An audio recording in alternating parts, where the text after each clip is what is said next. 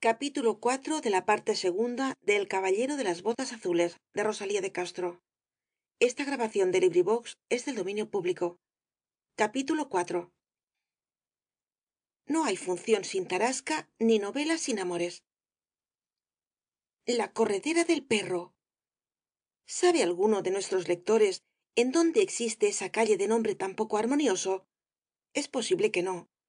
Imagínense, pues, que se halla situada allá en las afueras de Madrid, próxima a algún elegante cementerio, que es larga y angosta, un tanto sucia, siempre desierta, económicamente alumbrada por un rayo de sol a la hora más alegre del día y adornada de cuando en cuando por algún rostro juvenil que asoma a través de una puerta o de una ventana entornadas, como asoma una rosa por entre la grieta de una losa sepulcral. Y he aquí cómo, en guerra con el sentimentalismo, puerta de escape de todos los escritores tan ramplones como el autor del Caballero de las Botas Azules y de otros muchos aficionados a las novelas terriblemente histórico españolas, nos inclinamos a escribir ahora algún parrafillo melancólico poético, tomando por tema nada menos que la corredera del perro. ¡Ay! No en vano nos dio el cielo corazón para sentir. Larga es la vida, corta la juventud, y sus flores son de una fugitiva belleza, a las cuales hacen guerra tempestades que con ellas viven y mueren. No, no hay primavera para las flores juveniles del alma, sólo hay estío y otoño. Por eso, cuando se han marchitado, no queda de ellas ni tallo ni cenizas, sólo queda el recuerdo, en tanto no se debilita la memoria.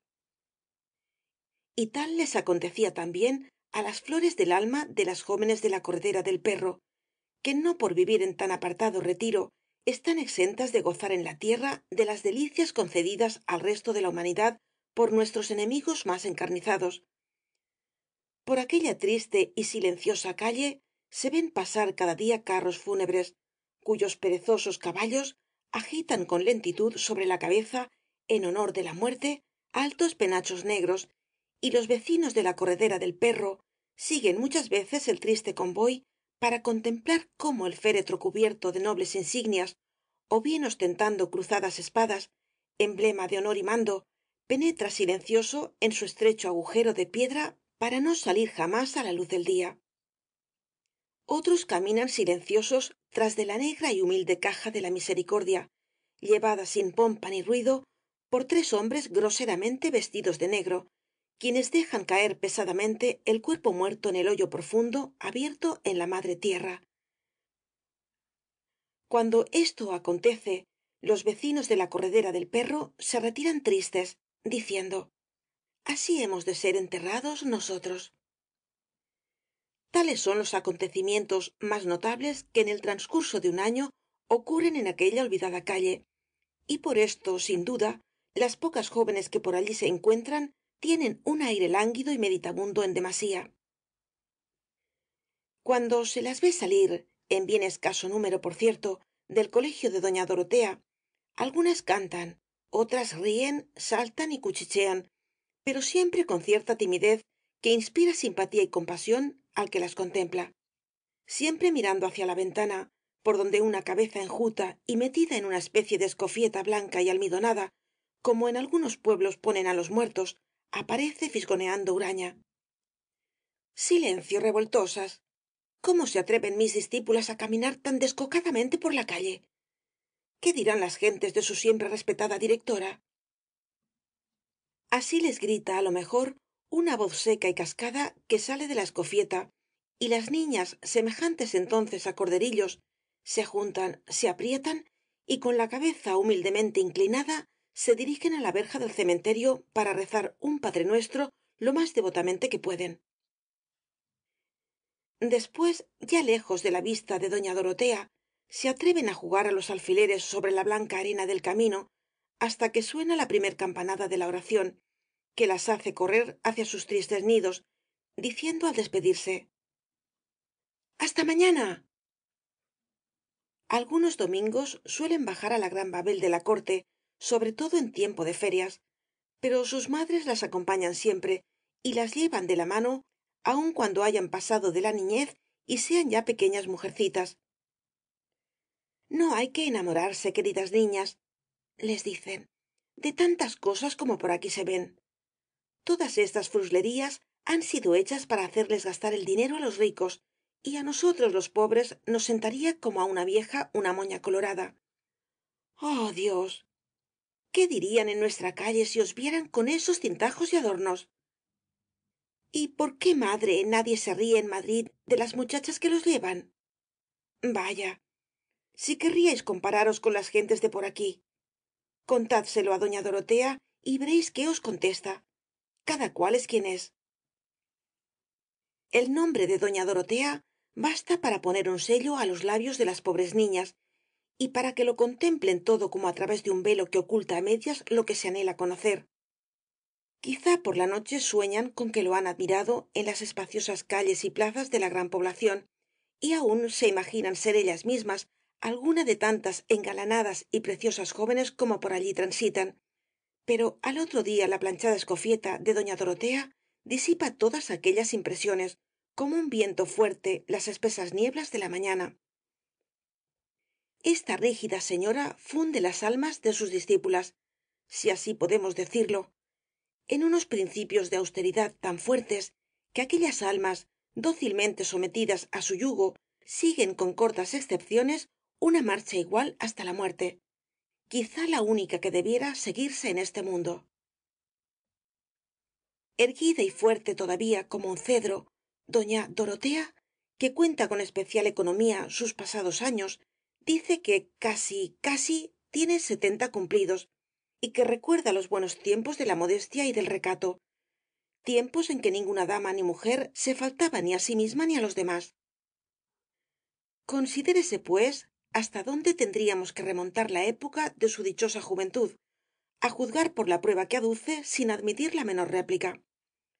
Pero sea como quiera, aconteció que el cielo, bondadoso, le había concedido una hermosa sobrina, en la cual pusiera todo su afecto de solterona, proponiéndose hacer de tan bella criatura un modelo de todas las virtudes, un retrato, en fin, de sí misma, y en sus aspiraciones había llegado á tanto la buena señora que hasta recomendaba á la niña las escofietas blancas como el adorno más lindo y modesto que podía usar una joven hacendosa y digna del aprecio de todos. Y henos pues á la espiritual, á la inocente mariquita, viendo pasar los mejores días de su juventud entre una escofieta almidonada, el gato de la casa y la verja del cementerio. Sin huerto ni jardín en donde poder pasar alguna hora del día, mariquita amaba las flores nacidas al pie de las tumbas, y el rumor que hacía el viento al agitar los sauces la impresionaba tan melancólica y dulcemente que siempre que podía robaba algunos momentos para ir á contemplar el jardín de los muertos, extraño placer, sólo propio sin duda de una joven vecina de la corredera del perro y acostumbrada á la modesta sociedad de doña Dorotea. Cuando una lluvia benéfica se había derramado sobre las losas de mármol negro que brillaban entonces como espejos sombríos y sobre las humildes cruces torcidas por el huracán, pensamientos vagos y misteriosos como el primer rayo del alba vagaban errantes por la mente de la pobre mariquita. Aquel inmenso silencio que se extendía en torno, aquellos pájaros que venían á piar lenta y cadenciosamente sobre la punta de los cipreses y aquel sol que brillaba tras de una gruesa nube, descolorido como la luna, la hacían permanecer muda y sobrecogida, con el oído atento y la mirada incierta. Las ramas de los sauces barrían desmelenadas el polvo de los sepulcros cobijados bajo su sombra. Las rosas, deshojándose á cada soplo del viento, parecían conversar misteriosamente entre sí, y las blancas arcadas que ocultaban millares de esqueletos iban á perderse de una manera vaga allá en donde un ángel con la cabeza medio oculta entre los pliegues del ropaje meditaba tristemente sobre un alto mausoleo rodeado de mirtos y enverjados. oh la contemplación de aquel cuadro en donde la naturaleza siempre alegre y hermosa parece luchar con la muerte para vivir y florecer, producían en el impresionante espíritu de mariquita una angustia indefinible. Sin saber por qué, derramaba entonces copiosas lágrimas y tornaba después al lado de su tía con los ojos enrojecidos y el rostro más pálido que de costumbre. te sientes mal? Le preguntó la vieja una tarde al notar la melancólica expresión de su semblante. Quizá, le contestó la niña con extraño acento. Tía, ¿es muy doloroso morir? ¿No ha de ser? Me parece, sin embargo, que debe uno hallarse muy bien en el sepulcro. A mí me gusta el cementerio aunque esté triste. Sí, me gusta más el cementerio que el novio con quien quieren casarme. Doña Dorotea la miró con asombro y exclamó después: qué desatino, mocosuela de chica, lo que ella sueña. No he oído otra jamás. Ni me admira que no le guste el novio, que a mí tampoco me gustó nunca ninguno, aun cuando me buscaban a centenares, pero de esto a enamorarse del cementerio diferencia va. Y no, pequeña. Sabes, criatura, que allí solo hay gusanos y despojos de cadáveres. También hay mármoles y flores. Flores de muerto. ¡Qué horror! Flores cuyo pernicioso aroma marchita la juventud. Y sobre todo, señorita, le prohíbo á usted ocuparse de esas cosas impropias de una niña, y hasta impías en un alma cristiana. Sólo debemos pensar en la muerte para librarnos de obrar mal, y en el cementerio para rezar por las almas de los que ya no son de este mundo. Tan justas razones aterrorizaron por un momento á Mariquita, pero sin quitarle su afición á contemplar el mundo de las tumbas, vasto campo para ella de informes ilusiones, hijas quizá de una imaginación ensoñadora y ardiente, pero comprimida por la estrechez de la corredera del perro y la escofieta de doña Dorotea.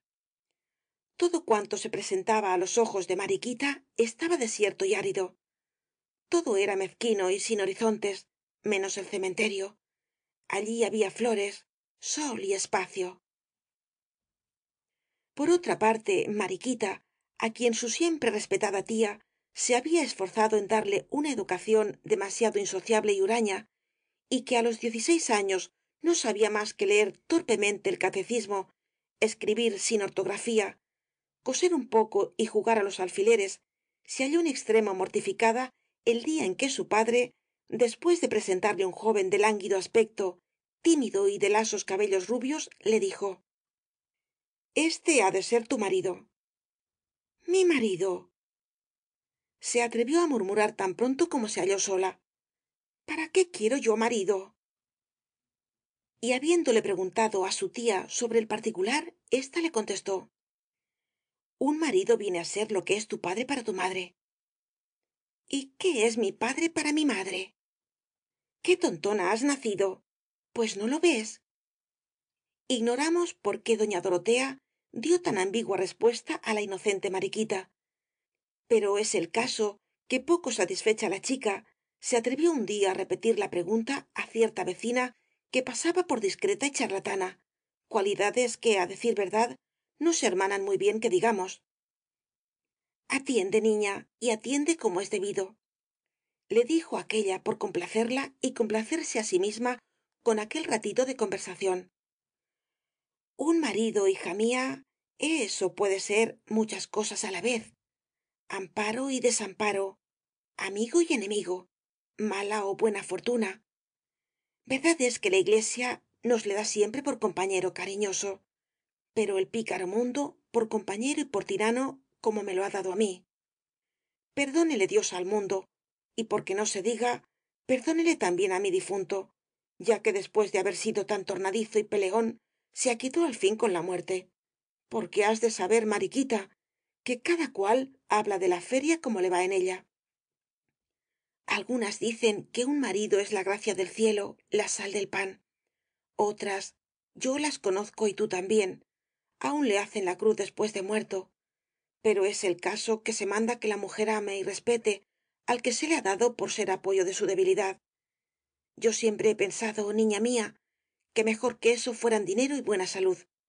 Y en fin, que le obedezca y le cuide, y mil cosas más que sólo la práctica enseña.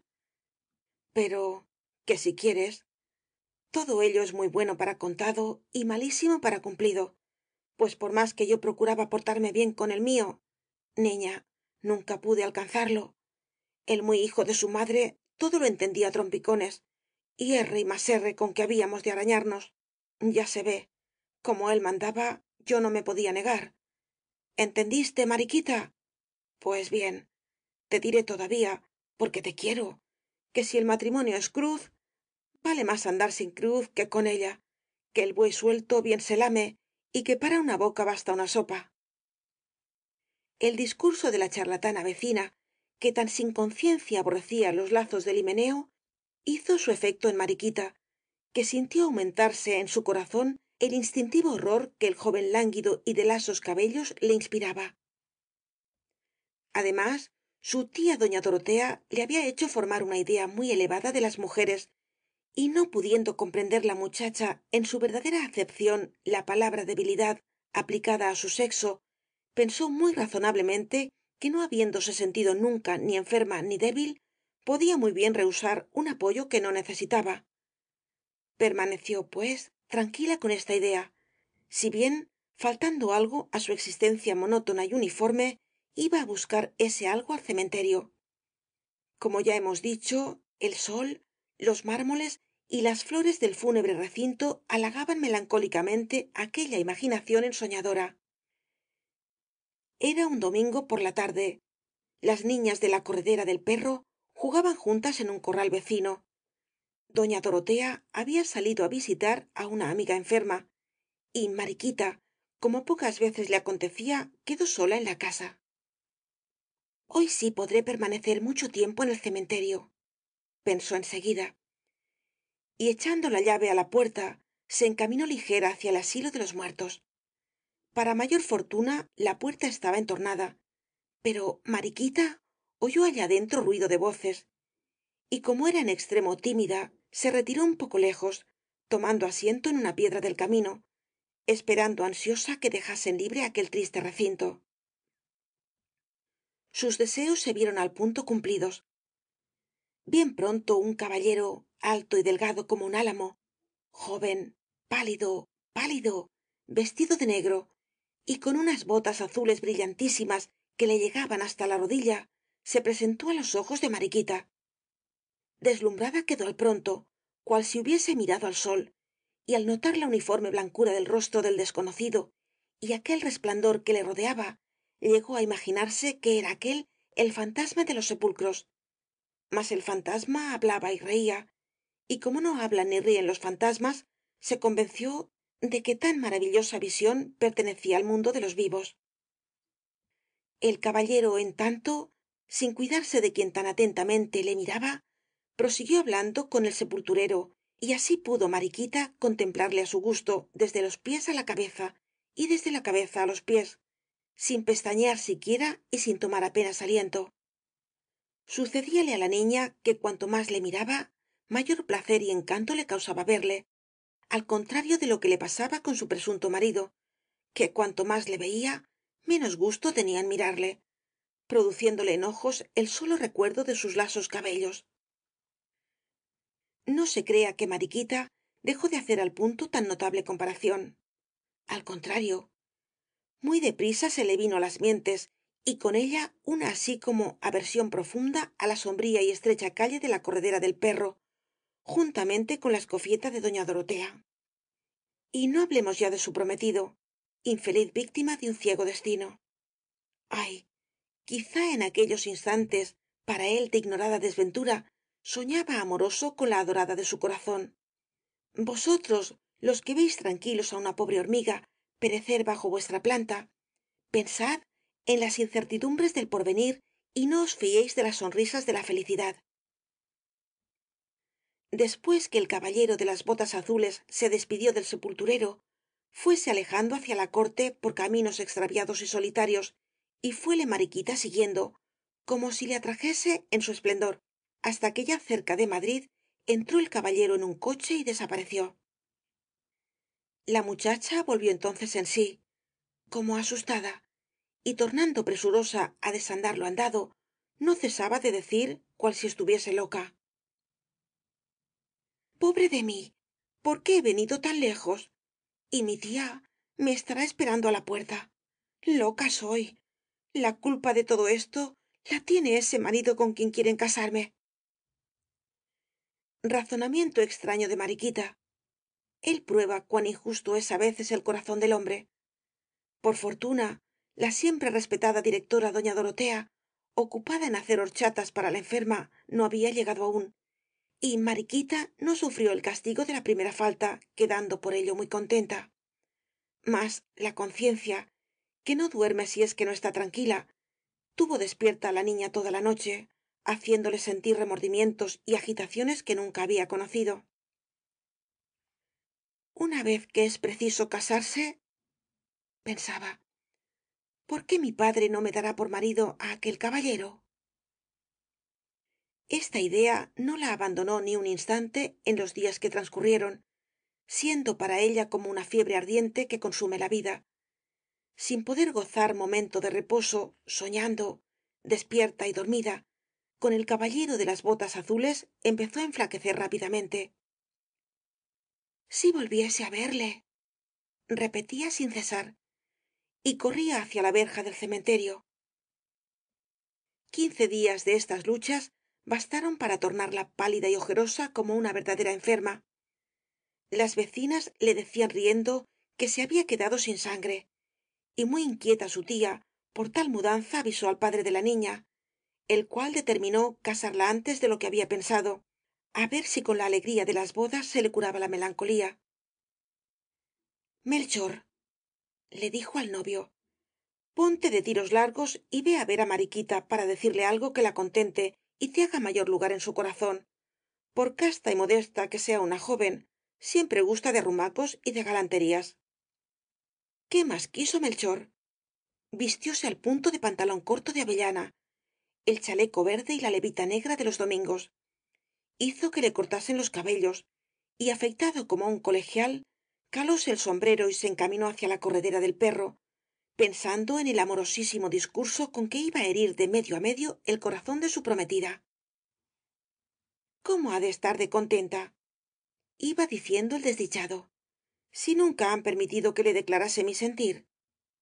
Pero cuando sepa que no hay momento que no me acuerde de ella hasta olvidarme del bocado que llevo á la boca, cuando sepa que tengo hecho para ella un lindo nido de rosas, y cogiéndole la mano derecha, que esto está permitido entre los que se van á casar, le repita, quiérote, mariquita mía, quiérote más que á todos, y no hablemos de ello.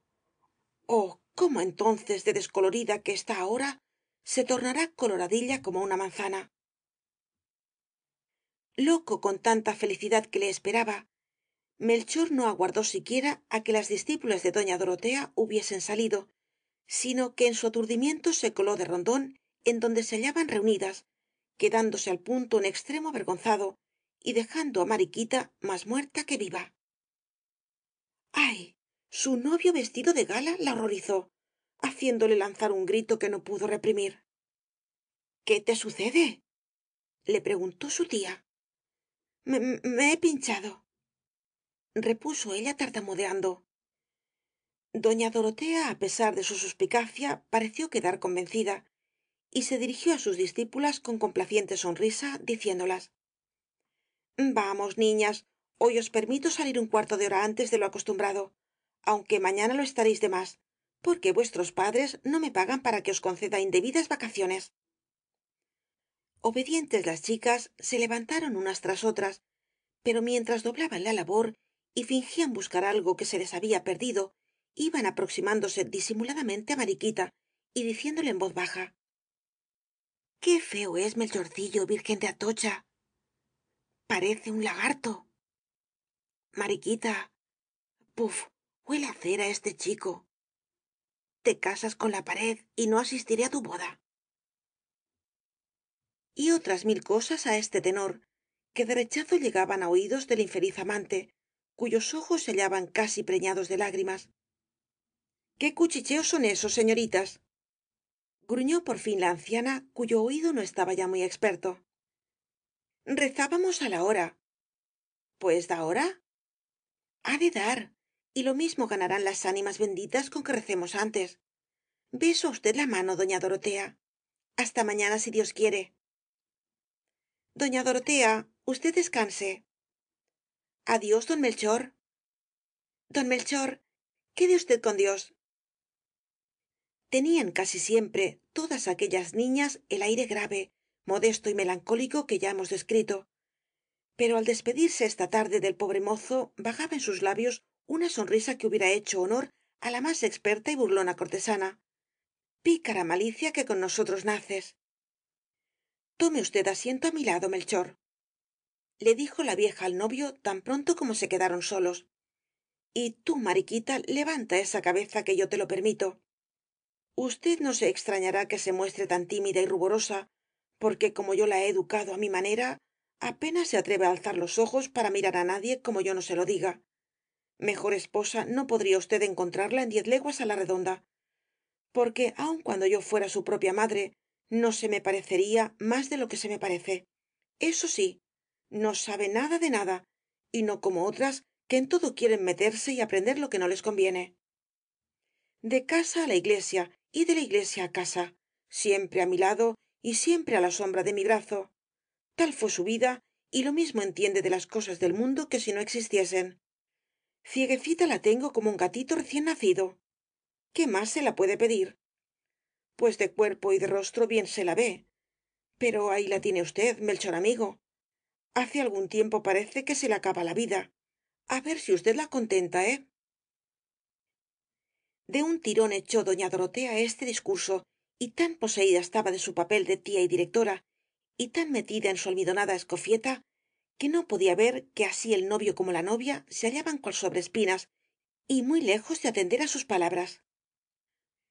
Sólo Dios sabe cómo hubieran salido de tal atolladero Mariquita y Melchor cuando ocurrió que el gato, que no entendía de bodas, pasó corriendo por la escalera, llevándose en la boca la salchicha reservada para la cena.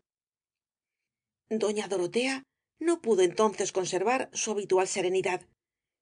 Era aquel un lance imprevisto, de esos que vienen á sorprendernos traidoramente en medio de una ignorancia feliz. Por eso fuera de sí la buena señora se levantó acongojada de su gran sillón, exclamando: cógele, Mariquita, cógele, que se huye. A él, Mariquita, a él. Obedeció al punto Mariquita, lanzándose rápidamente en pos del mínimo ladrón. Pero 2 horas después no habían parecido todavía ni Mariquita, ni la salchicha, ni el gato. Desgraciado Melchor, Melchor naciste. Capítulo 4.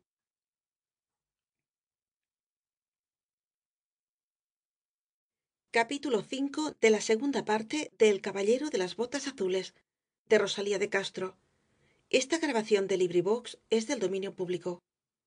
Capítulo 5. Aquella misma noche, en los salones de la condesa Pampa había gran reunión, y brillaban á porfía las mujeres y las flores, mas no se sentía, como otras veces, esa ruidosa sinfonía de risas alegres y de voces frescas y armoniosas que, semejantes al rumor de un torrente, iban á reunirse á los acordes de la música. Sólo el risras de los abanicos que las damas agitaban en sus pequeñas manos con la gracia española, unida á la de la más desdeñosa y sutil coquetería, corría en todos los tonos, de diván en diván y de grupo en grupo, como diciendo: hoy toda la gloria es nuestra. En una palabra, reinaba allí cierta atmósfera misteriosa que lo llenaba todo, prestando doble encanto á cuadro tan escogido, y en vez de amoríos y sutilezas de salón, se cuchicheaba con aire grave de cierto asunto extraño y nuevo en la corte. Pero qué elegancia al mismo tiempo, qué tocados á la imperial, á la griega, á la japonesa, á la Pompadour. Que sepamos, no había ninguno á la española. Qué elegancia aristocrática, siempre embellecida por cierto airecillo á la extranjera, y qué rigurosa etiqueta. Habíase llegado al bello ideal del lujo en sus aspiraciones más grandiosas, y podía decirse que ya no era posible ir más allá ni en el fondo ni en la forma. Sobre todo la condesa Pampa, al arrastrar sobre la alfombra la larga cola de su vestido de raso blanco salpicado de estrellas de oro, parecía, entre las que como mariposas giraban en torno de ella, una reina de oriente en medio de un séquito de princesas. ¿Y qué princesas, Dios mío? Allí estaba la hermosa, la rica, la sin par y caprichosa Casimira, adorada de todos, aunque para ninguno compasiva, que era altiva y tiránica como toda soberana belleza. Allí la biznieta de un emperador y de origen ruso, Inocencia, la sin rival, cuyos ojos negros habían vencido con una sola mirada á más de un enérgico y fuerte corazón. Allí la duquesa de Río Ancho, mujer que se llevaba la palma en el arte de zurcir con maña inimitable un jirón amoroso, y también la marquesita de Mara Mari, criatura la más pálida y lánguida que encontrarse pudiera en este bajo suelo, se paseaba lentamente cogida al brazo de Marcelina la blonda, formando ambas un contraste encantador, pues mientras la primera murmuraba con desmayado esfuerzo palabras misteriosas, eco imperfecto de sus sentimientos sublimes, la segunda, viva como el pensamiento y despreocupada como todo el que pisa suelo extranjero, era criolla, no hacía más que hablar en voz muy alta de su adorada América, cual pudiera hablar del mismo cielo con sus potestades, ángeles, arcángeles y serafines, que eran ellas, las criollas, y de las poetisas cubanas, en cuyo número tenía el alto honor de contarse, dote que le había sido transmitida por sus ascendientes desde la quinta generación, por ser ésta allí costumbre muy añeja y usada con tan suma facilidad que, de serlo tanto, parece ya cosa de poco valer. Y había otras y otras mil, pero no enumeraremos más por no ser prolijos en donde no importa, que con lo dicho basta para dejar adivinar qué podía decirse de aquel baile. Non plus ultra. Faltaba, no obstante, una dama. La gran señora de Vinca Rúa no se encontraba allí, luciendo, como de costumbre, su arrogante cuerpo, graciosamente vestido de sedas y pedrerías, y todas preguntaban qué sería de ella, aun cuando entre tanto y tanto esplendor se la olvidó bien pronto. Condes, marqueses, duques, generales y generalas, banqueros y banqueras, diplomáticos cuyas diversas tintas pudieran formar el más sorprendente arco iris, y hasta literatos ilustres se paseaban democráticamente confundidos por salones y jardines con el aire grave del que espera ver resuelta la solución de algún difícil problema. A pesar de esto, transcurría la primera hora sin que el menor acontecimiento viniese á turbar la misteriosa actitud de tan digna concurrencia, y la orquesta, que nada entendía quizá de lo que pasaba más allá de los atriles, rompió á tocar con la acostumbrada armonía. Mas algo había allí de obscuro é incomprensible. Algo esperaba y temía aquella sociedad elegante y respetable, cuando, en vez de la grata confusión que sigue siempre á los primeros acentos de un vals, sólo la vacilación y el desaliento, incompatibles con tan alegres fiestas, cundió por toda la multitud. Mientras la música proseguía tocando rápida y animada, y un dilatado espacio convidaba á lanzarse alegremente en el loco torbellino, mirábanse los unos á los otros como en una escena de teatro, pasaban en silencio, formaban círculos, y ninguno se atrevía á ser el primero en gustar del placer grato á los amantes de Terpsícore, como si fuese entonces una maldita tentación. Oh, nunca una sociedad tan escogida pudo pasar por más extraña y dolorosa prueba. Qué momentos, qué dudas, qué mudas interrogaciones. ¿Qué significaban aquella reserva y aquel forzado encogimiento? Convertíase el baile en una grave ceremonia de corte, y tantas cintas y gasas transparentes no habían de agitarse al aire con gracia y brillar aquella noche como otras muchas. Ay, quizá no, pues mientras todas las armonías que incitan al baile, inquietas y desatadas, revoloteaban como invisibles espíritus en torno de cada corazón palpitante, otro espíritu más poderoso que ellas parecía atar al suelo todos aquellos pies pequeños y nerviosos en los cuales una sangre joven y ardorosa bullía como los metales en el seno de un volcán. Cuando calló la música todos respiraron libremente, como si sintiesen el corazón desahogado de algún peso atormentador. Ninguno había bailado, y aun empezó á murmurarse en voz alta que era el baile una distracción harto impropia de personas cultas. Si se trataba del vals, era preciso confesar su inmoralidad. Si de la polka, qué ridículos saltos.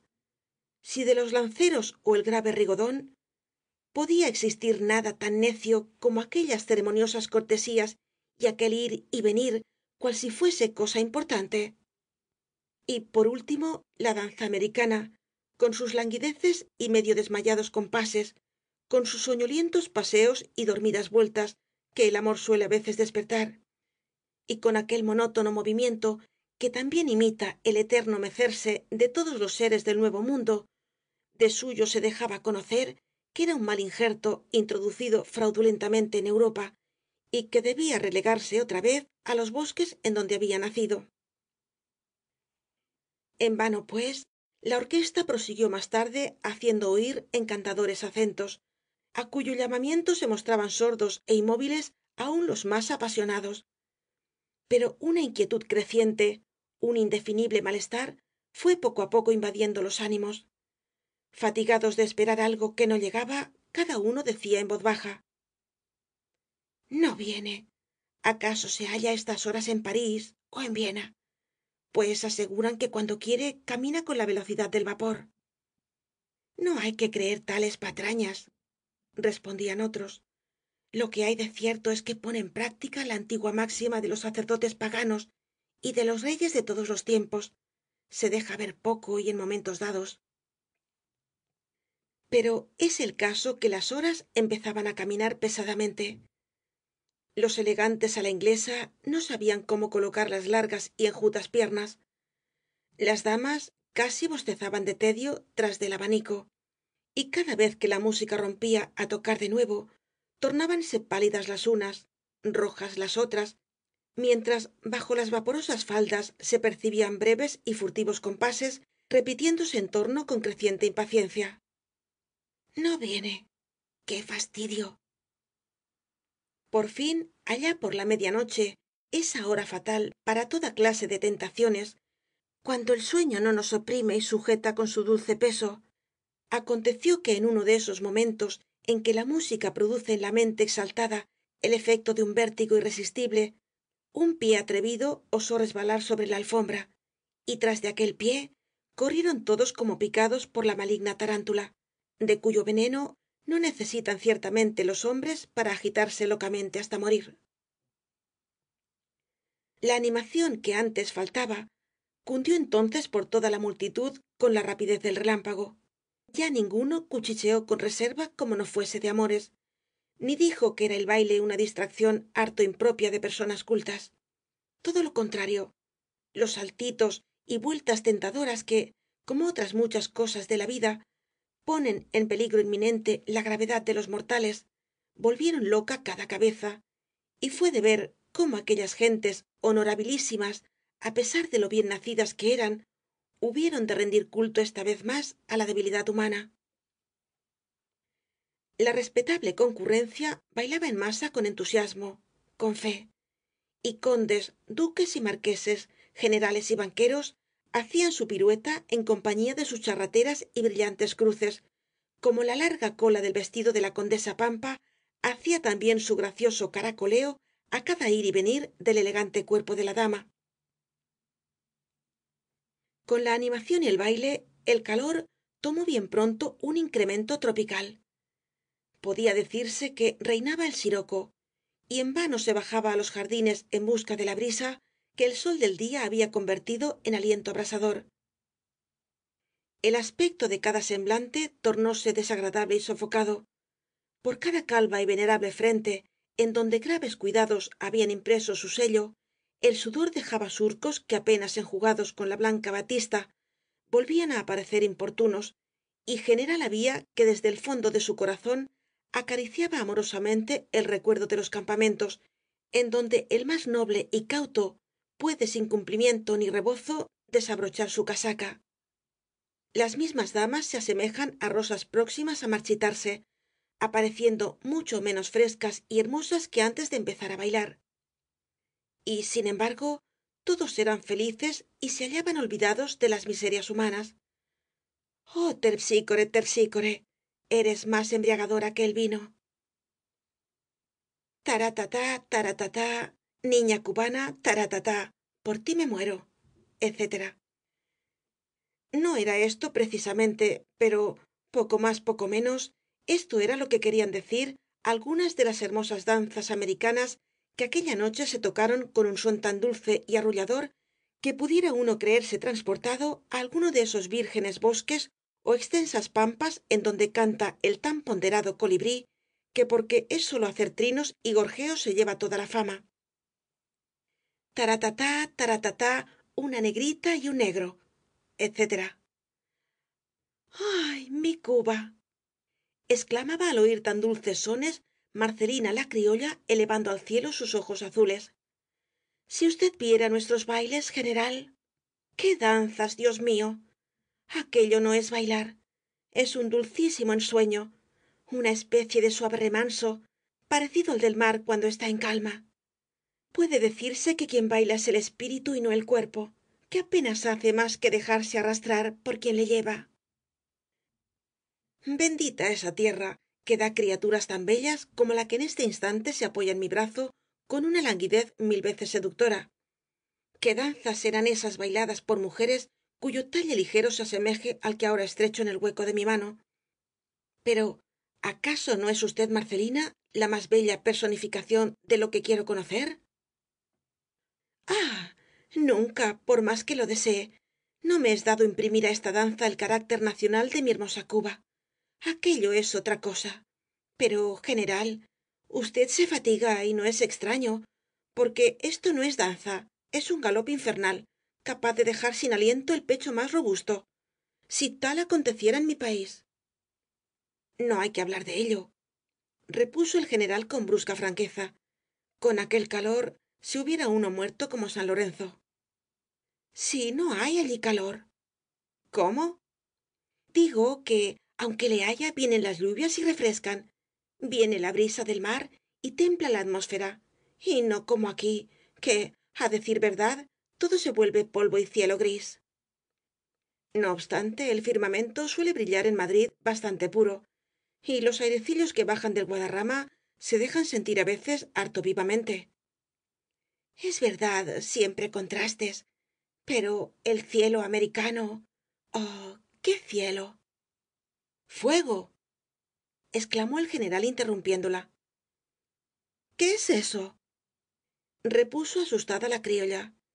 Y como viese que el general se sostenía por algunos momentos en un solo pie como ave dormida, añadió: ¿Un pisotón? ¡Qué horror! Pues no es este ciertamente el baile de la camelia, pero en todas partes hay pies torpes. No, no ha sido nada, repuso el general cojeando un poquillo. El pisotón de una dama es siempre grato. ¿Está usted seguro de que fue una dama? Si no lo estuviese, me haría la ilusión, para mitigar el dolor de que la misma Marcelina. Gracias, general, pero no quiero cargar con culpas que no he cometido. Sería por demás injusto, dijo la condesa Pampa, acercándose con aire medio risueño, medio burlón. Yo he sido la agresora y de ello me pesa. Con tales armas, señora, repuso con la mayor galantería el lastimado, quisiera ser herido toda mi vida. Dios me perdone y me libre de hollar otra vez una de las glorias de España. ¿Qué hollar, condesa, si esos pies son más ligeros que el céfiro y la brisa? Pasan y no se sienten. Adulador, repuso la condesa con la mayor coquetería, y añadió en voz baja, casi al oído del que la acompañaba: ya lo ve usted, poeta. Hasta los generales roban á los literatos sus bellas frases. Las musas se ausentan, dejan la tierra. Y bien, dijo el poeta lanzando un hondo suspiro, mientras queden mujeres como usted, condesa, no me faltará inspiración. ¿De qué género? Señora, juro que si yo fuese Petrarca o Dante. No, por Dios. Nada de romanticismo, ni de clasicismo tampoco, ni de. En fin, no sé yo misma lo que deseo, pero ninguno de esos estilos llenaría mi espíritu. Estamos cansados de esos versos eternamente los mismos, y que se parecen los unos á los otros como una gota de agua á otra gota. Pues, ¿y las novelas? ¡Qué monotonía y qué tedio! No se comprende cómo hombres que no hayan perdido la cabeza pueden dedicarse á hacer tales cosas. Crea usted, Ambrosio, que no hay que leer, y apenas sabe una en qué entretenerse mientras le peina su doncella. ¿Será posible, condesa?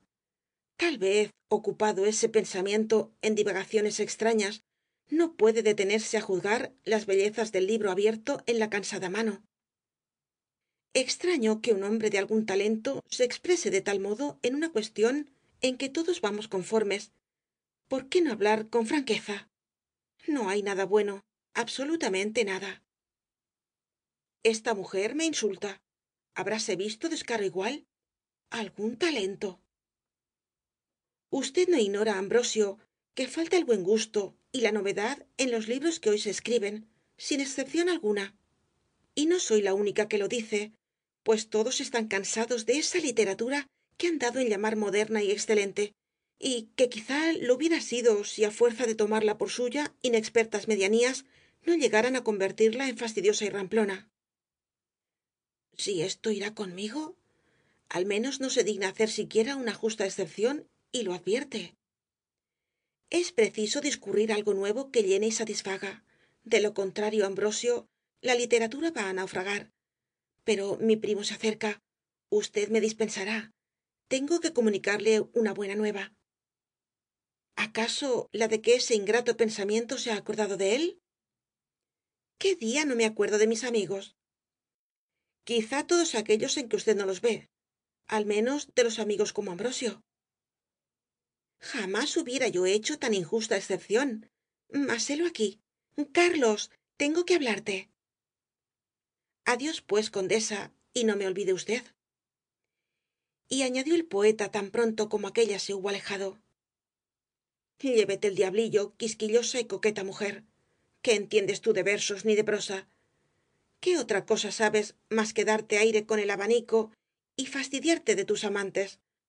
Apuesto a que la muy soberbia no ha echado una sola ojeada sobre mi libro.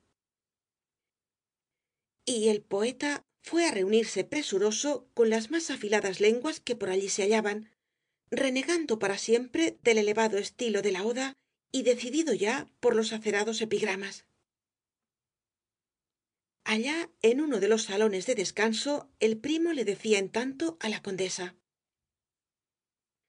qué buen ángel ha hecho que te acercaras á hablarme, Laura, tú que apenas te dignas de cuando en cuando dirigirme de lejos una mirada.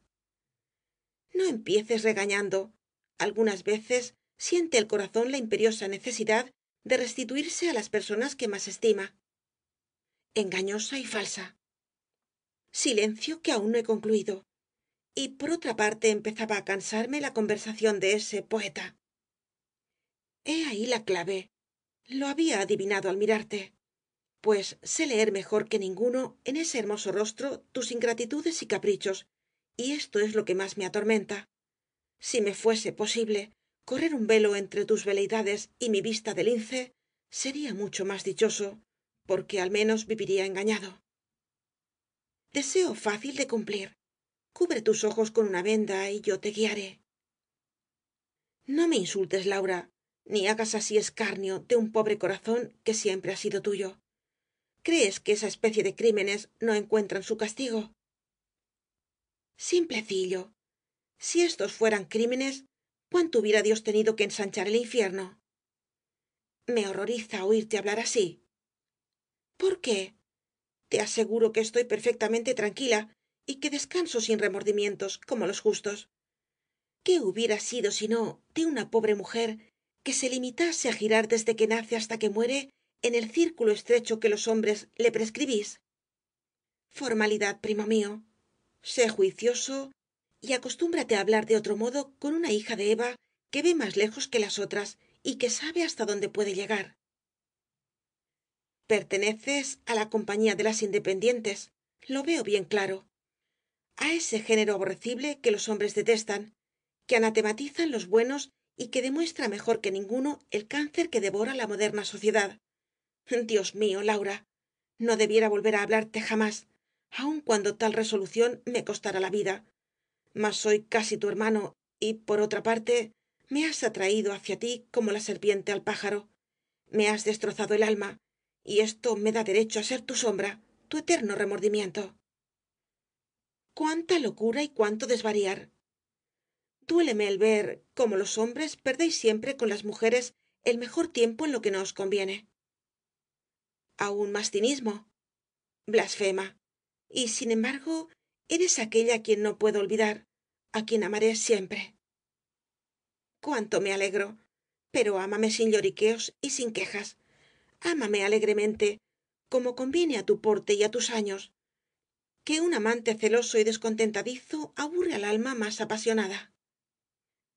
Es verdad, así les acontece á los corazones que, como el tuyo, han exprimido ya toda su savia juvenil, no quedando en ellos más que vanos deseos. Deja que me retire. La ira y el dolor me oprimen, y siento impulsos de ahogarte entre mis brazos aquí á la faz del mundo. ¡Qué civilizado salvaje! Huye, pues, dulce amor mío, y no pares hasta la tebaida, que con la penitencia se apagan las pasiones violentas y se dominan los malos instintos. Me sentaré al lado de casimira, puesto que ella y yo nos entendemos mejor. Se dirigió entonces hacia el salón principal, y su amiga al verla acercarse le dijo: ¿Qué es eso, condesa? ¿Tus adoradores quieren sitiarte como a inexpugnable castillo? Sin duda, pero los detesto cordialmente y juro que no me rendiré. Valiente amazona, si hubiera muchas que te igualaran, más fecundo sería entonces nuestro reinado. Pero, ay, qué miserables somos, Casimira. Tener que soportar esos amantes que nos llaman 100 veces ingratas, con fieros o lacrimosos ojos, y que recomiendan la modestia de las mojigatas y lo que ellos llaman decoro y moralidad. Ni más ni menos que un cura de aldea. Ya no se puede vivir alegremente ni en España ni en Francia ni en Inglaterra. La misma Italia ha perdido su tan renombrada originalidad en materia de amores, y una imaginación ambiciosa y sedienta de algo nuevo apenas encuentra a dónde volver los ojos. Algo de cierto hay en eso, pero una imaginación activa se agita, se revuelve y concluye al cabo por hallar un recurso. ¿Cuál? Todos están gastados, así para ellos como para nosotras. De ahí el fastidio. ¿Sabes lo que se me ha ocurrido alguna vez? Que en Rusia encontraría lo que busco. Pues, ¿cómo? Aquellos hombres me agradan. Primero, por las pieles en que se envuelven. Segundo, porque son todavía más raros y extravagantes que los ingleses. Y tercero, porque tengo entendido que es más abrasador el fuego que arde bajo la nieve que el que brilla y chisporrotea a la luz del sol. Lermontov me ha encantado. Bravas razones. ¿Qué? ¿No crees que unos amores en el Cáucaso serían magníficos? Bah, allí como aquí, condesa, tan vulgares serían aquellos feroces y caprichosos hijos de la montaña como estos españoles, cuyo instinto, como el de las mariposas, los lleva indiferentemente a donde quiera que ven nuevas flores. ¿No has podido soñar algo mejor? ¿En dónde? Cosas extrañas, muy extrañas existen, que hubieran podido trastornar la más fuerte cabeza. No comprendo de qué quieres hablar, murmuró la condesa Pampa, inmutándose levemente, mientras fingía mirar con atención profunda el eje de su abanico de marfil. Después, con una volubilidad sospechosa para los perspicaces ojos de su amiga, prosiguió: hablando con la franqueza que mutuamente nos debemos, tú sabes muy bien que para nosotras que somos ricas y bellas no es victoria la de una conquista. ¿Y cómo ha de serlo si ellos son los que triunfan y nosotras las que nos rendimos? La sociedad que los hombres han hecho á su gusto hasta nos prohíbe pensar. Y la condesa añadió en voz muy baja: de modo, Casimira, que en vano nos llamamos las independientes. Quizá no te creas tan libre y poderosa como ellos. ¿Qué sé yo? Sólo sé decir que el mundo envejece rápidamente y que todo me parece usado y de mal gusto. Y la condesa empezó a agitar el abanico con un desdén imponente, mientras Casimira, mirándola a hurtadillas, decía para sí: te veo y te comprendo. Caminamos a un mismo paso y por un mismo sendero. Falta ahora saber quién llegará la primera. La música rompió á tocar en el mismo instante y multitud de caballeros se acercaron en seguida á invitar á ambas damas. Tocóle en suerte á la condesa un larguísimo inglés, embajador y duque, y que no por ser á un mismo tiempo dos cosas tan excelentes, se las componía mejor para bailar aquellas habaneras que hacían suspirar á la criolla marcelina por su país adorado. El gran lord, al dar cada dormida vuelta, dijérase que bailaba después de haber cenado, lo cual era muy posible en verdad, ó que tomando por lo serio aquello de niña morena, por ti me muero, etc., aun cuando la condesa no era ya precisamente una niña, como era morena, iba á caerse redondo á sus pies. Respecto á la hermosa casimira, llevaba á su lado nada menos que á la misma España, ó lo que es igual, a un ministro que por entonces tenía á esta bella patria en un puño, aunque es seguro, si hemos de juzgar por su apostura de enamorado y galán, que el ministro olvidaba aquella noche la patria por la hermosa y cruel casimira, que á haberlo querido se hubiera hecho entonces absoluta poseedora de nuestras carísimas libertades. Mas no era mujer política, y la noble Iberia no corrió esta vez el peligro más leve. Ocupada la altiva y bella en dar bien los compases y en reírse para sí de su adorador, que era casi tan torpe para bailar como el gran lord inglés, sólo se distraía de esto murmurando casi al oído del enamorado ministro: qué mala figura hace este diplomático en el baile. Si fuera él con sus botas azules. Ay, pero no ha venido. Pedante. Capítulo 5.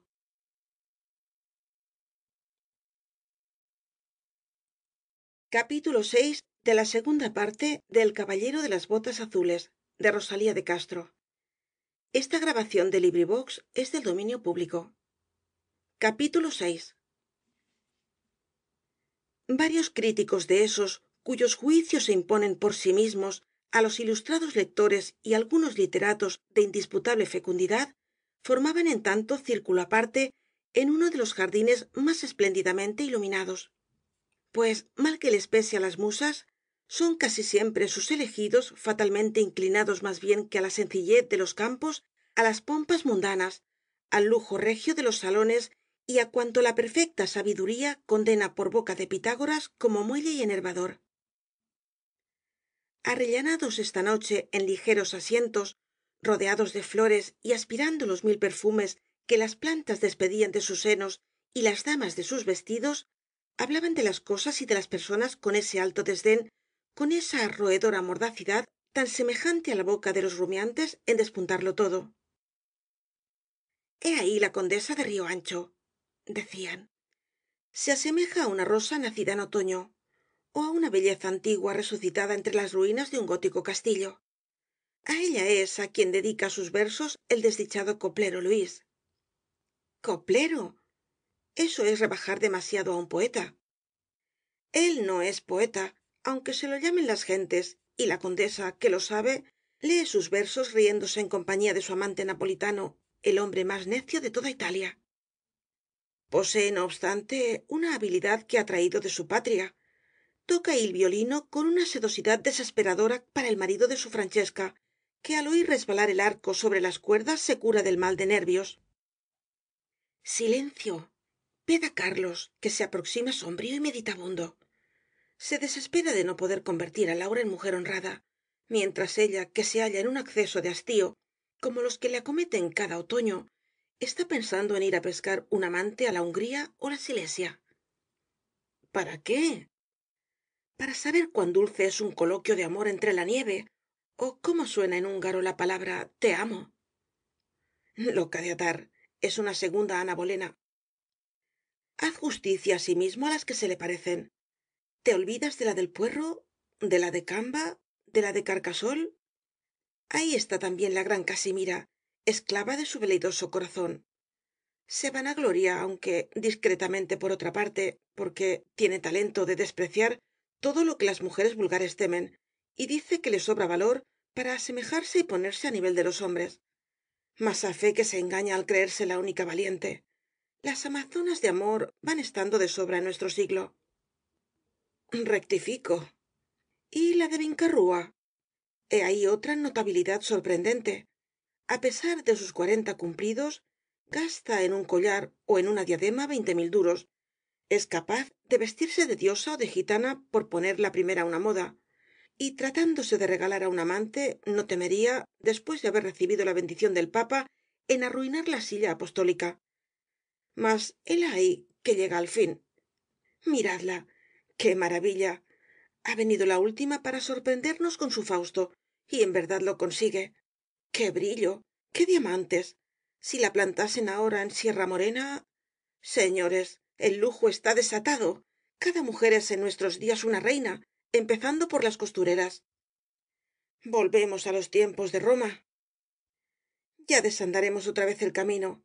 El mundo se asemeja á las mareas. Va y viene. Dios santo. Qué cara de soledad tiene esta marquesita de Maramarí. Reza mucho.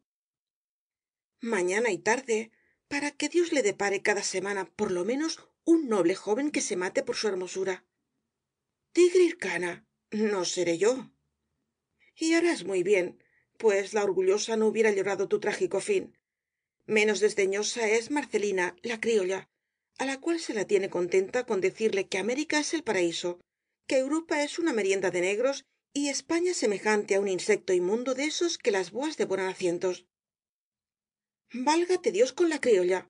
Pero, señor, ¿en dónde está la razón humana? Yo creo que cada hombre cogió como pudo su pedacito y que hizo de él lo que le pareció más conveniente. Así se ven algunos que han colocado su porción en los pies, imaginando que de este modo no habrían de dar nunca un tropezón, aun cuando, en cambio, anduviesen con la cabeza hueca, concluyendo por rompérsela contra una esquina. El pensamiento no me parece ni ingenioso ni elegante, pero sí verdadero. Mas observo que estás hoy filósofo. Porque me aburro. Fruta del tiempo. Fruta de todos tiempos. Mirad, mirad qué blancos hombros los de esa mujer. Malditas apariencias. Que no fuera verdad tanta belleza. Pero todo es arroz. ¿Sabéis que he llegado a adquirir un triste convencimiento? ¿Que es mejor el oficio de marqués que de literato? Preguntó Pelasgo acercándose. Que las mujeres no son ni con mucho tan hermosas como nosotros las soñamos. Quitad de su tocado las pomadas, los afeites, los perfumes, desnudadlas de ese pomposo atavío de flores y sedas, y contempladlas después. Después mucho más hermosas todavía. El ropaje me ha parecido siempre detestable. Prefiero el arte griego. Es que tú debieras haber nacido en tiempos de Nerón, allá cuando se hacían sacrificios en Pafos.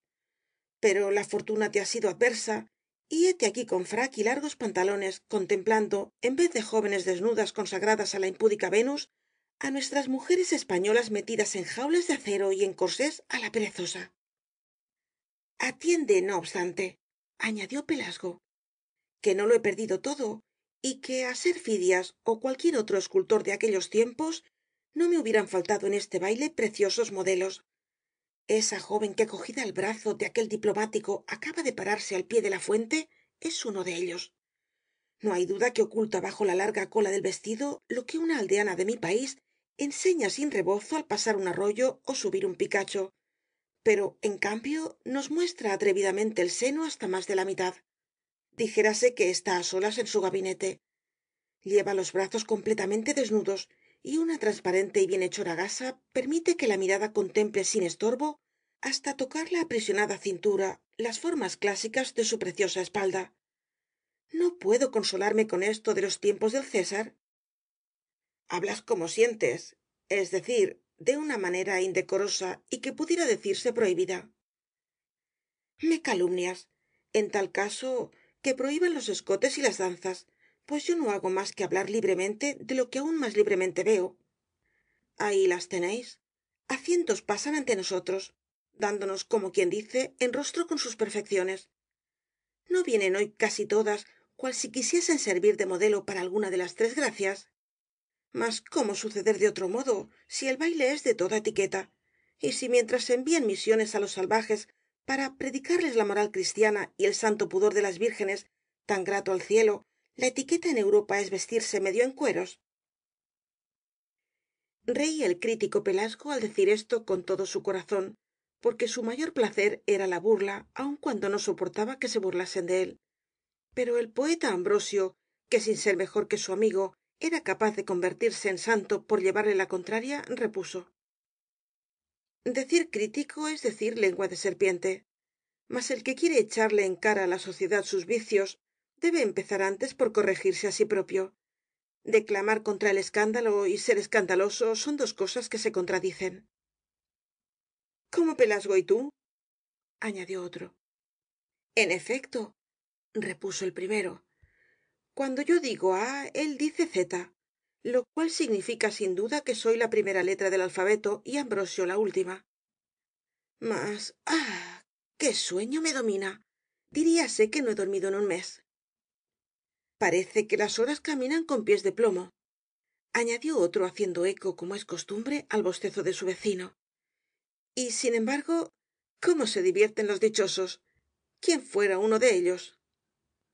En vano lo deseas, y yo contigo, repuso un tercero bostezando también. Las mujeres chillan como cotorras, la música resuena como un trueno, el calor hace que la ropa se plegue á nuestro cuerpo como la túnica cuando salimos del baño. Y ahora pregunto, ¿a qué se viene á estos sitios si no es á fastidiarse? ¿No venir? Dijo Pelasgo. No venir. ¿Qué hacer entonces de este pobre cuerpo que en ninguna parte se encuentra bien? Enviarlo al océano á saber noticias del cable submarino ó á investigar tierra adentro de qué son esas botas azules. Silencio, señores. Esa es cuestión difícil.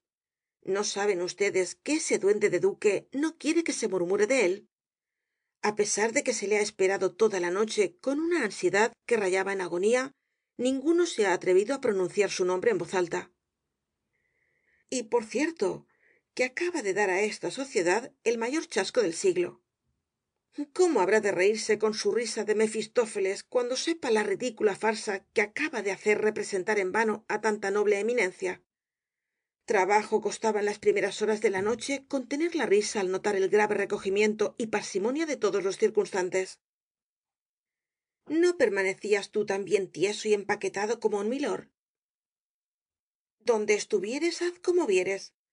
Sabia máxima es esta que nunca olvido, mas para mi interior murmuraba del lance como una mala lengua que siempre he sido. Ninguno, aunque le devorase la impaciencia, se atrevía á bailar porque iba á venir el gran duque, que detesta el baile y se burla satánicamente, según dicen las tinieblas, de los que dando saltos al compás de la música dejan sueltos al aire, con harto poco decoro, los faldones del frac, son sus propias palabras, mientras las damas semejantes á rosas en medio de un remolino se desgreñan, languidecen y marean cual si se hallasen en alta mar. Lenguaje es ese digno de quien lo usa. A Pelasgo no le complacen las tinieblas, dijo Ambrosio, y esto es muy natural. ¿Quién es tu enemigo? El de tu oficio. ¿Quién se cuida de cosas tan ruines? Repuso el crítico con desdén. Ni me incomodan ni temo á enemigos que hieren en la sombra. Ese periódico envidioso, malintencionado y tan obscuro como su nombre es la caricatura de la prensa, y ni siquiera teme á los artículos de nuestro amigo, que son los más temibles que en la corte se escriben. Por el contrario, las tinieblas se muestran verdaderamente atormentadoras con Pelasgo y algunos otros discípulos ó imitadores de Moratín. Es el látigo de los látigos, que nada respeta. Es el asesino de las formidables reputaciones, el mordedor de los que muerden, el infierno de la prensa. En fin, la venganza de la venganza, si así decirse puede. Vergonzoso es que un poeta ó un escritor cualquiera se digne hacer la apología de ese cobarde monstruo que lanza sus saetas al abrigo del incógnito. Oh, lo mismo hacen casi siempre los imitadores de Moratín. Y por otra parte, tú sabes muy bien, Pelasgo, y lo sabemos todos, que la firma de algunos escritores al pie de ciertos artículos no demuestra comúnmente valor sino osadía. De cualquier modo, las tinieblas son, entre los demás diarios de la corte, semejante a una mancha en un vestido de boda, concluyó Pelasgo con mal encubierta saña. Pedante y follón. Tú y los diarios sí que sois una mancha y veneno, dijo riendo una voz que sin saberse el cómo llegó hasta ellos. ¿Quién ha hablado? Preguntó el crítico palideciendo y mirando en torno. Mas como no fuese posible distinguir bien cada objeto tras los espesos árboles, volvió á aquietarse al parecer, diciendo: bah, sin duda algún redactor de las tinieblas. Se le conoce en la manera en que se defiende. Ese es alguno que gasta de tu pimienta, añadió Ambrosio. A lo que advierto, te vas convirtiendo en campeón de todo lo que no admite defensa. ¿Qué quieres? Las tinieblas me agradan, sobre todo porque tiende á derribar el vano orgullo de las medianías, la mentida gloria de algunos malos prosistas y la lastimosa popularidad que han llegado á adquirir esas novelas que para explotar al pobre se publican por entregas de á 2 cuartos. En vano encareces, querido Ambrosio, la saludable crítica de tu protegido, porque tantos chubascos se esparcen en los aires antes de llegar al suelo. Oh, no sólo llegan al suelo, sino que caen como un diluvio sobre las víctimas. Imposible. Si así fuese, ya no hubieran existido muchos de mis amigos, pues si mal no recuerdo, no hace muchos días que el tal periódico, con el mal estilo y la mala intención que le son propios, arrojaba sus iras sobre la fecundidad pestilencial de ciertos poetas. ¿Acaso no lo sabes? La gloria del poeta está siempre más alta que todas las críticas, y ningún hijo de las musas publica nunca sus obras por entregas de á 2 cuartos, repuso Ambrosio enojado. Y hacen muy bien, contestó Pelasgo, porque ni de balde las quieren. Díganlo sino tus romances é interminables leyendas, que en compañía de muchas otras duermen el sueño eterno en los estantes de las librerías. Señores, dijo uno levantándose, entran ustedes en un terreno impropio de personas de honor. Cada cual vale lo que vale. Perdone usted, amigo, respondió Pelasgo sin poder contenerse. El señor no vale nada. Agradezco tanto favor, contestó Ambrosio con ironía é inclinándose profundamente. Mas aun cuando ninguno de los dos pueda dar sentencia en esta causa, me atrevo á decir sin modestia que el señor Pelasgo vale muchísimo menos que yo. Reparen, señores, añadió otro, reparen en el lugar en donde nos encontramos y que no somos niños. Se parecen ustedes en este instante á 2 periódicos cuando en el ardor de la polémica se llaman esto y aquello y se dicen tú eres y yo soy.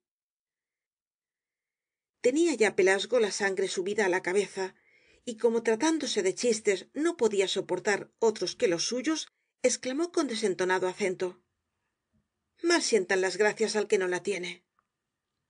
Eso es precisamente lo que siempre te ha acontecido, respondió el otro dispuesto á entrar en la contienda, y no sabemos lo que allí pasaría si la misma voz que había hablado antes no dijese de nuevo: tal para cual. Entre pedantes y malos escritores la diferencia es leve, pero en estas artes le corresponde á Pelasgo la supremacía. ¿Quién es el cobarde que se esconde para decir tales palabras? Exclamó Pelasgo fuera de sí. El que ha de ponerle el cascabel al gato, añadió la voz, dejando oir en seguida una carcajada, cuyo eco fué á perderse en lo último de los jardines. Todos se pusieron entonces de pie diciendo: hay un duende que se ríe de Pelasgo y que según parece quiere burlarse también de nosotros. Busquémosle, vive el cielo, busquémosle y aplastémosle en el rostro el cascabel que quiere colgarnos en el cuello. En aquel instante resonó en los salones cierto rumor que llamó la atención de todos y en especial de críticos y poetas. Grande era la confusión que allí reinaba, pero pudieron ver al fin al duque de la gloria, que apareció en lo último de una galería magnífico y sorprendente como la visión de un hermoso sueño.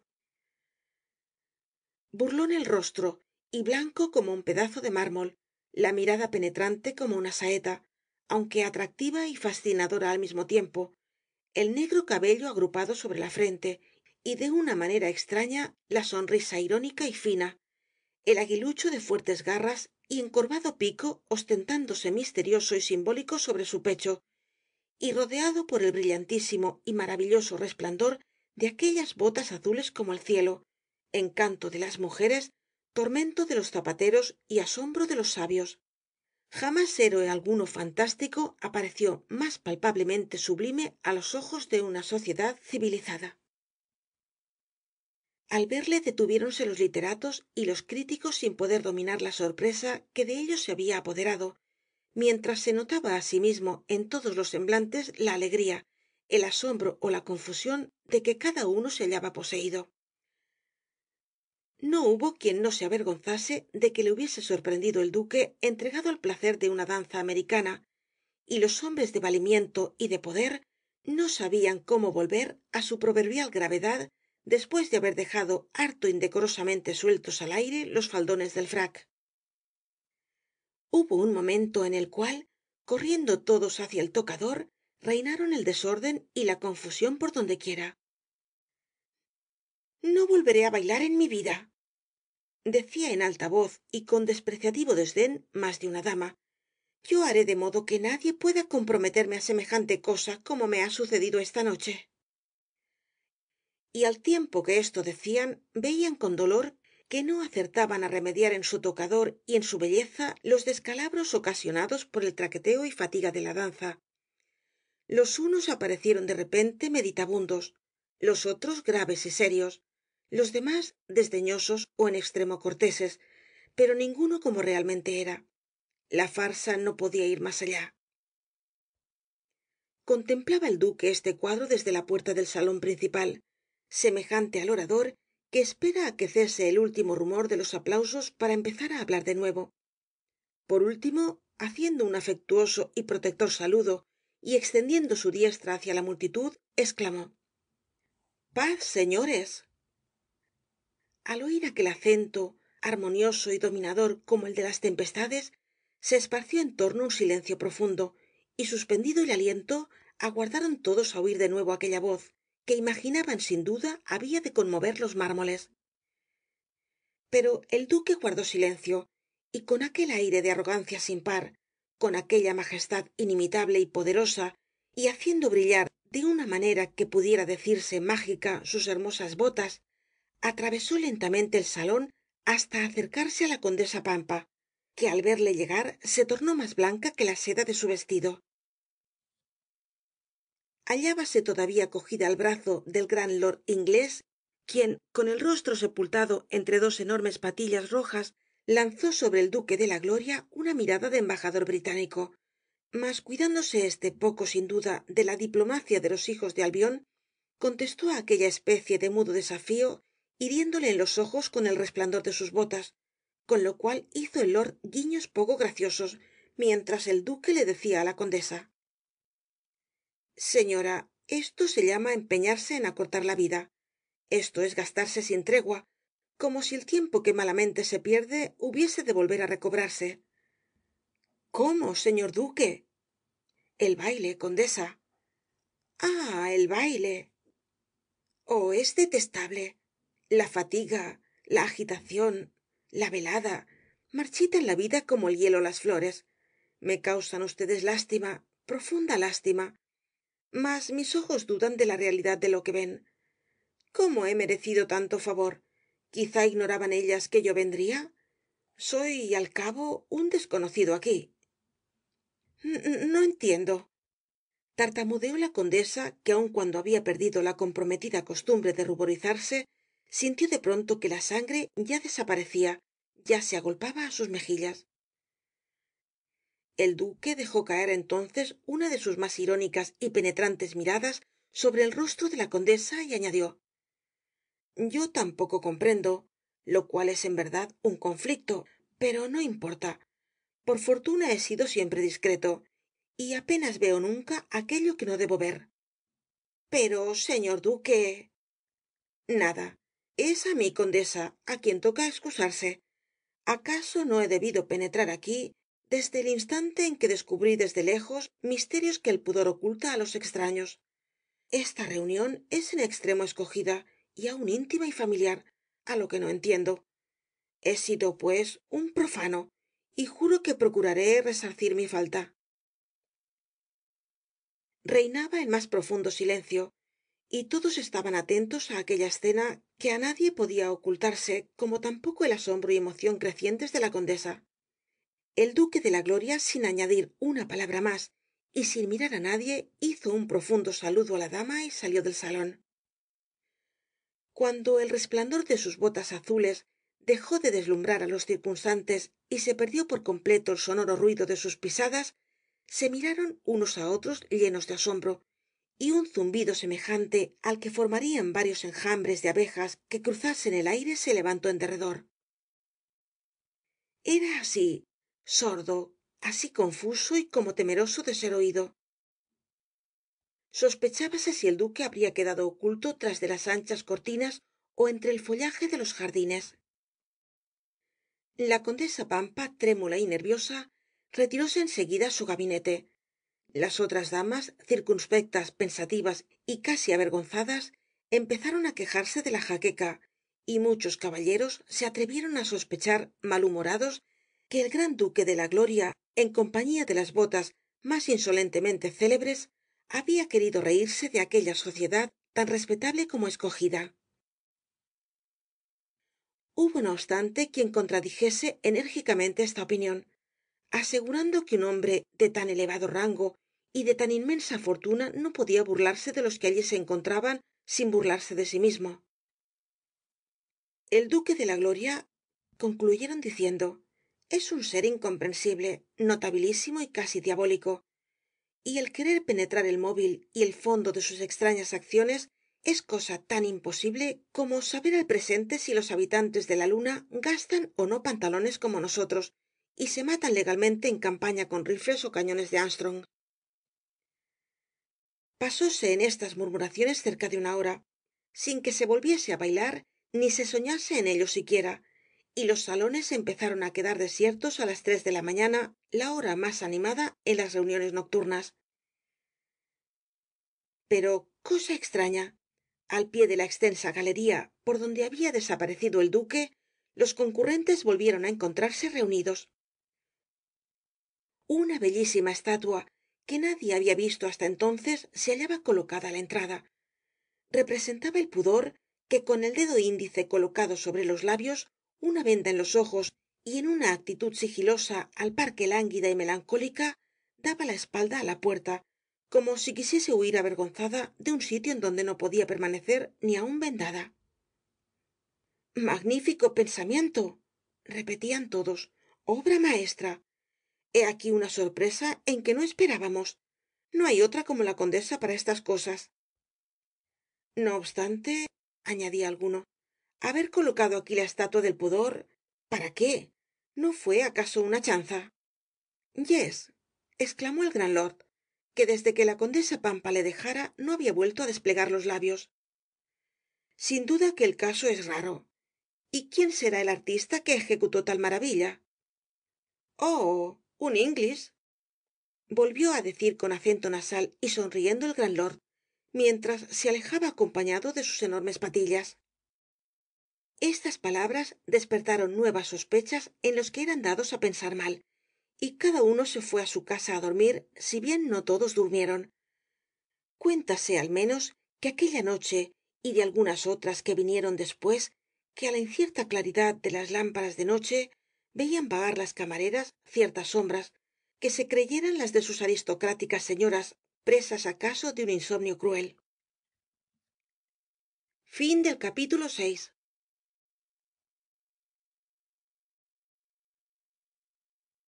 Capítulo 7 de la segunda parte del Caballero de las Botas Azules de Rosalía de Castro. Capítulo 7. No se habla de otra cosa en los círculos aristocráticos y políticos. Es la cuestión magna de la época la que hoy hace el papel principal en la corte, y á fe que el asunto lo merece. ¿No ha oído usted nada? absolutamente nada, respondió el de la albuérniga á su interlocutor, elegante joven que montaba un alto caballo inglés y caminaba despacio al lado de la carretela del caballero.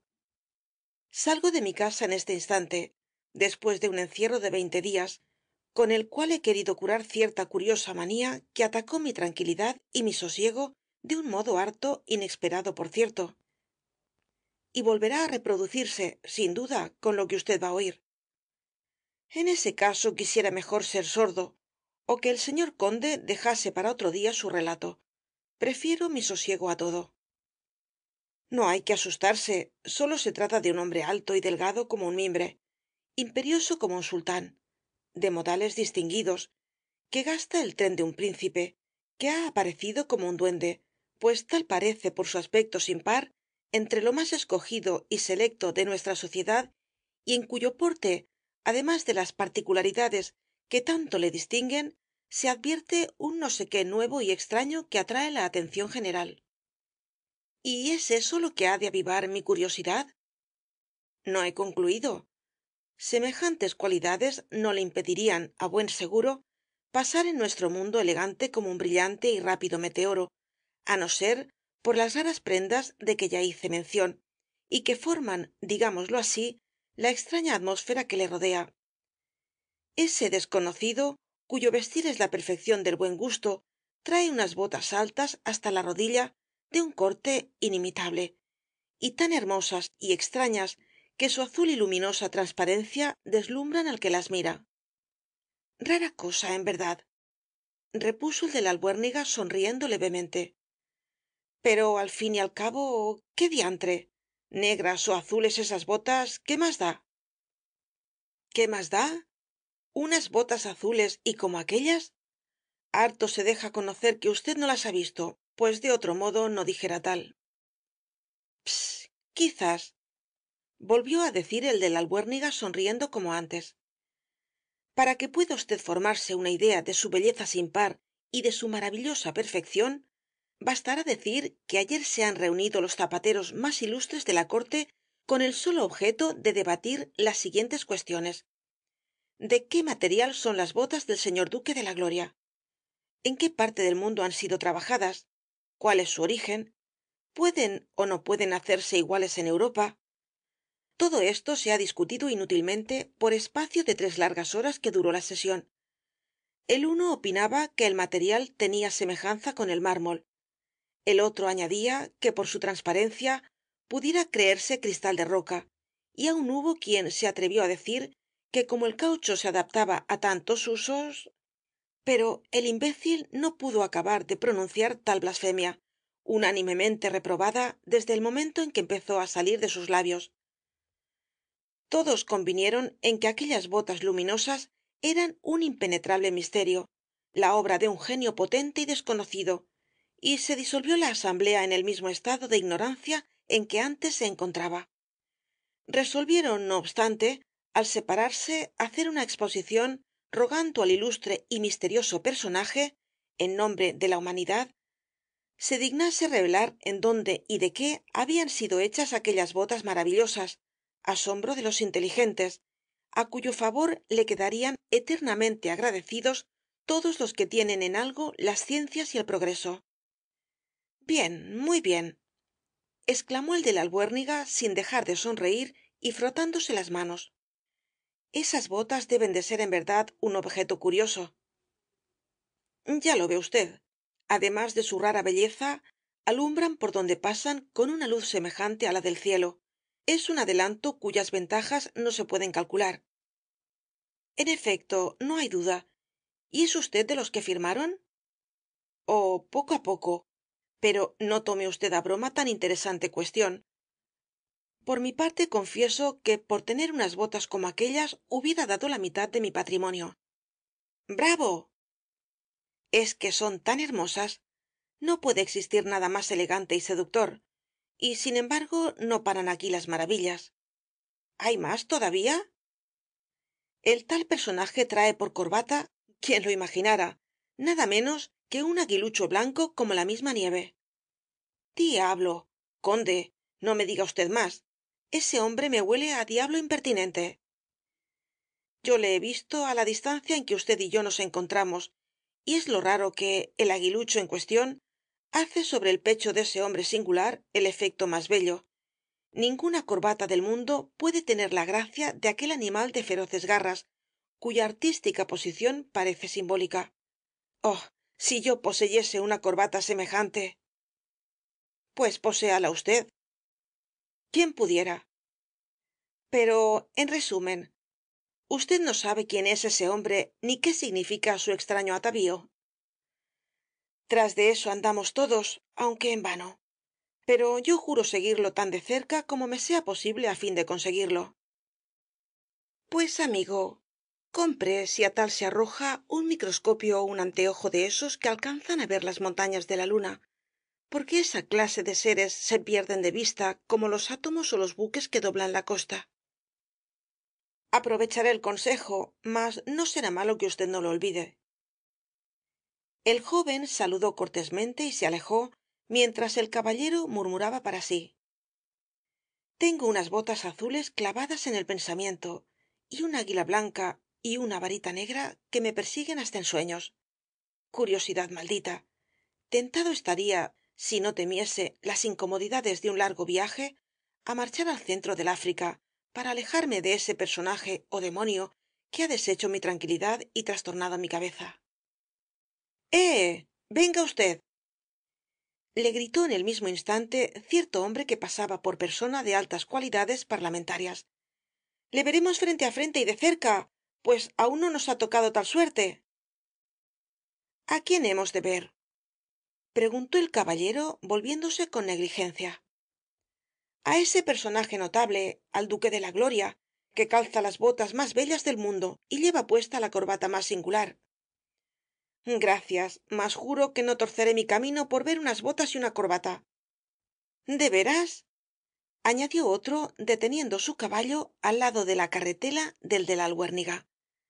¿De veras no quiere usted conocer a ese ilustre personaje que trae por bastón una varita negra cuajada de brillantes y con un cascabel que se dice mágico? Perderá usted mucho. Pues vaya usted a ganar lo que yo pierda, exclamó el caballero verdaderamente contrariado.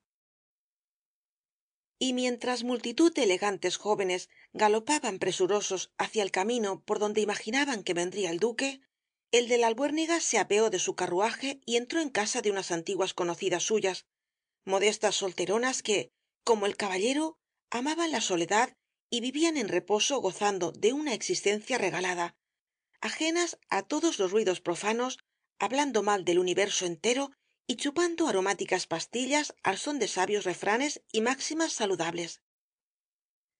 Aquí, dijo el de la albuérniga al mismo tiempo que se hacía anunciar, no me hablarán de esas malditas botas ni de esa notabilidad endiablada que un mal espíritu ha arrojado en mi camino y que en vano, pretendo alejar del pensamiento. Recibiéronle las dos hermanas con la amabilidad acostumbrada, pero no bien se había sentado cuando la más apacible de aquellas dos benditas criaturas exclamó á quemarropa: amigo mío, mucho nos alegramos de tan inesperada visita, porque nos hallamos en este momento muy preocupadas. ¿No ha visto usted por ahí un caballero singular y elegante que trae unas hermosas botas azules que brillan como purísimo éter? ¿Cómo? Repuso bruscamente el de la albuérniga, levantándose al punto de su asiento cual si le hubiesen pinchado. ¿También ustedes le han visto? Sí, sí, le hemos visto, pero no se dice de qué son aquellas botas. Qué primorosas, qué encanto. Por saberlo hubiera dado mi vajilla de oro o mi rosario de nácar. Pues sépalo usted, querida, sépalo pronto, será curioso. Curiosísimo, como que todo el día nos estamos ocupando de ello, pero usted nos deja sin decirnos de qué son. Yo no sé nada, y en este instante me he acordado de un asunto urgente. Bah, como si empezáramos a conocernos. Usted no tiene asuntos. Cierto, pero el que ahora me espera es completamente nuevo y no puedo faltar. Ustedes me dispensarán. Mire usted en qué mala ocasión, porque hubiéramos tenido especial complacencia en hablar con usted de personaje tan distinguido. Muchas gracias, pero avanza la hora y me es imposible detenerme. Bien, ¿cómo ha de ser?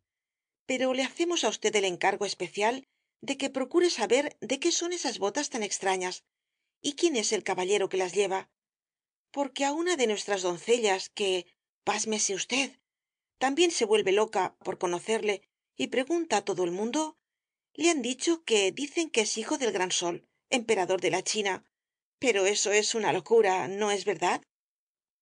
De seguro, o quizá lo sea, pero permítanme ustedes retirarme, dijo el de la albuérniga viéndose en la precisión de atropellar á las dos hermanas que á dúo repitieron: por Dios, no deje usted de venir á enterarnos de.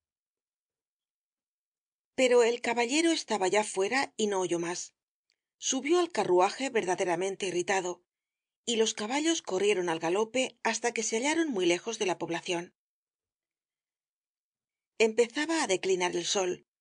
Un viento suave que agitaba blandamente los árboles formando un susurro armonioso venía á refrescar la frente del caballero medio sepultado en su carretela, y apenas por el largo paseo que atravesaba se veía alguna que otra mujer cuyo pobre traje la obligaba á buscar los lugares aislados para gozar las delicias de tan hermosa tarde.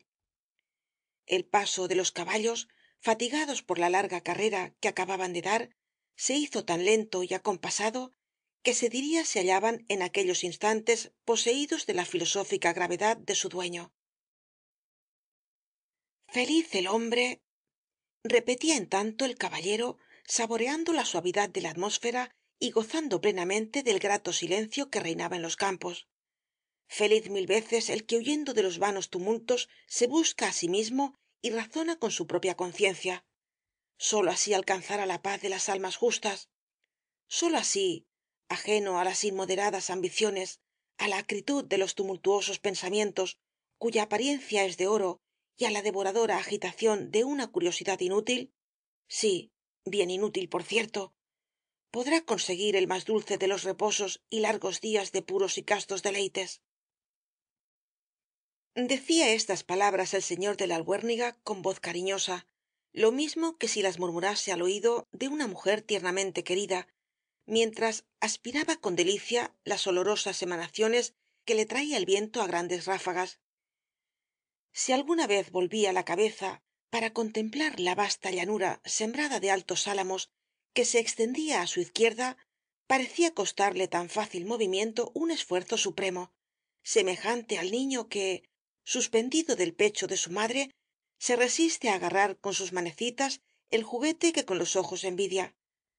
Pero el hermoso cuadro que presentaba la naturaleza le hizo al fin mudar de postura á fin de contemplarla mejor, mientras murmuraba con apasionado acento: el sol se esconde lentamente en el horizonte, semejante á un mar de fuego que reflejase encendidos rayos, y yo lo contemplo solo, sin estorbo ni inquietud. Nada impide que el aromoso ambiente de las praderas llegue á mí fresco, puro y regenerador, y mil veces más vivificante y deleitable que el beso de una mujer hermosa. Nada impide que el olor de los jacintos me regale dulcemente y acaricie mi olfato sin que precise rogárselo. Él llega á mí en unión de la fresca brisa, como si me esperase, y me saluda y me acaricia como si fuese el suave espíritu de mi ángel guardián. Permita el cielo que mi felicidad se prolongue en tan suave reposo tantos años como ha vivido el primer anacoreta, y que el estrepitoso campanilleo que vino á turbar de una manera horrible mi cara tranquilidad no vuelva á resonar en mi morada. Profanación no vengada todavía, cuyo recuerdo me estremece y me inquieta á mi pesar. Ah, lejos, lejos de mí la curiosidad maldita que desde entonces agita mis días. Así sea, respondió una voz armoniosa mientras un cuerpo ligero saltaba al interior de la carretela y una viva claridad azulada hería de repente los ojos medio dormidos del caballero, que los abrió entonces tamaños, no pudiendo dudar ya que tenía delante de sí al duque de la gloria. La sorpresa le impidió pronunciar la menor palabra, pero el duque no permaneció en cambio silencioso. Por mi fe, dijo, que no volveré á armar en mi vida el horrible estrépito de que usted conserva tan amarga memoria, mas por ahora no podré así renunciar á que usted me recuerde. Al fin y al cabo es indudable que soy un excelente amigo para usted, á quien he hecho el alto honor de distinguir y favorecer con mis importunidades. No, no es esto hacer alarde de mi singular mérito, porque siendo usted otra singularidad notable, casi vamos de igual á igual. El de la albuérniga experimentó, como en otra ocasión no lejana, grandes impulsos de arrojar al duque al otro lado del camino, pero la delicadísima gracia y el arrogante porte que á la par de su osadía ostentaba este personaje incomprensible, lo simpático y distinguido de su marmórea fisonomía y aquel conjunto inexplicable de toda su persona en la cual la insolencia se convertía en dominadora franqueza, lo inverosímil en realidad y lo ridículo en maravilloso, despertaban cada vez más en el alma apacible del caballero una curiosidad mortificadora y más poderosa que su enojo.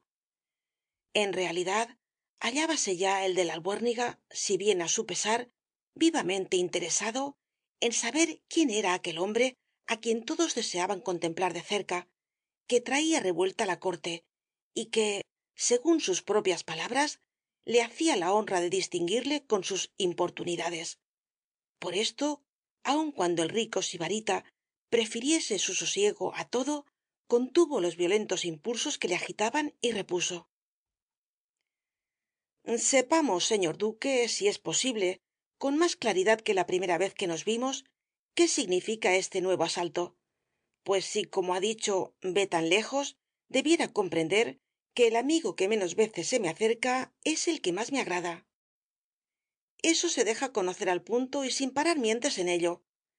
Pero como yo marcho siempre por un camino opuesto al de los demás, creo firmemente que, por un continuado trato y de una amistad tan íntima como difícil, podré conseguir que la interesante cuanto perezosa memoria de usted me recuerde con emoción profunda, que usted se conmueva con mi presencia de una manera visible y que, ni más ni menos que el resto de los humanos que alcanzan á verme, usted, filósofo eminente y respetable, que de nada mundano se ocupa, llega á ocuparse de mí con ardiente afán y loco entusiasmo, luchando día y noche con la idea de saber al fin quién es el duque de la gloria, de qué son sus botas y su corbata, qué significa aquella varita negra con su impertinente cascabel, etcétera.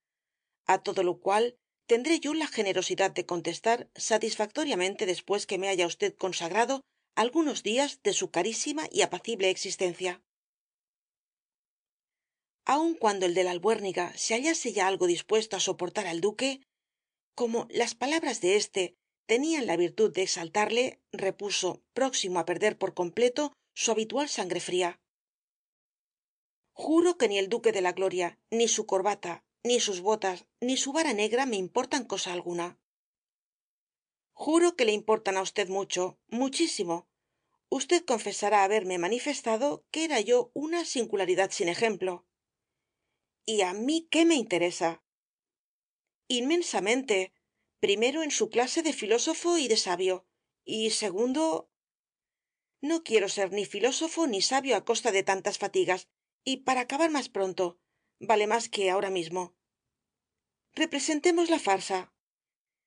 Cabalmente. Eso no puede pasar entre nosotros hasta que sepa usted quién soy. Me atengo á su propia palabra. Esa palabra se ha cumplido ya. Le conozco á usted demasiado. ¿Quién soy, pues? Sé que es usted un loco impertinente y basta. Pues yo sé mucho más de usted, caballero, repuso el duque de la gloria con cierta helada indiferencia que ya otra vez había dejado suspenso al de la albuérniga. Yo sé que en un duelo entre ambos no he de ser el que sucumba. ¡Qué inocencia, señor duque! ¿Llegará a tanto el extravío de esa pobre cabeza que pretenda tratarme como a un niño a quien se quiere intimidar? Vamos, loco o cuerdo, como usted sea, la farsa va á representarse ahora mismo en ese bosque sin testigos, porque ellos no harían más que aumentar lo ridículo de la escena. ¿Y el sol, caballero? ¿Y esos álamos y esas hermosas flores? ¿Y estas deliciosas tardes de verano en que tan dulcemente se respira? perder todo esto. Pálido como la cera, el de la albuérniga iba á arrojarse sobre el duque, mas recobrando de repente su sangre fría y mirando en torno de la campiña, dijo con un acento de convicción que revelaba claramente el verdadero fondo de sus sentimientos: hermosa es la existencia y agradable cuando la dulce paz nos rodea, mas á pesar de esto, ¿qué hacer si un importuno turba nuestra dicha? Jugar la vida, puesto que al fin ha de venir la muerte á quien no temo. Baladronada, repuso con mucha naturalidad el duque, mirando fijamente al caballero. No, no es que yo quiera dudar de sus palabras, pero usted y yo sabemos muy bien que los hombres procuramos engañarnos á nosotros mismos. Hace un instante el señor de la albuérniga hacía votos para la eternidad de sus tan apacibles como castos placeres, se deleitaba con el aroma de las rosas y saboreaba con intensa delicia el calor que un rayo de sol en ocaso comunicaba á su tibia frente. El señor de la albuérniga vuelve ahora la espalda con orgullo á la luz de la vida, lanza una indiferente mirada á los suaves placeres que amaba, y sólo porque el impertinente duque de la gloria lo ha querido se decide á morir. O á matar. A morir, caballero, tan cierto como mañana ha de salir el sol. El de la albuérniga se arrojó entonces sobre el duque, quien poniéndole una pistola en el pecho añadió sin alterarse en lo más mínimo: un momento más.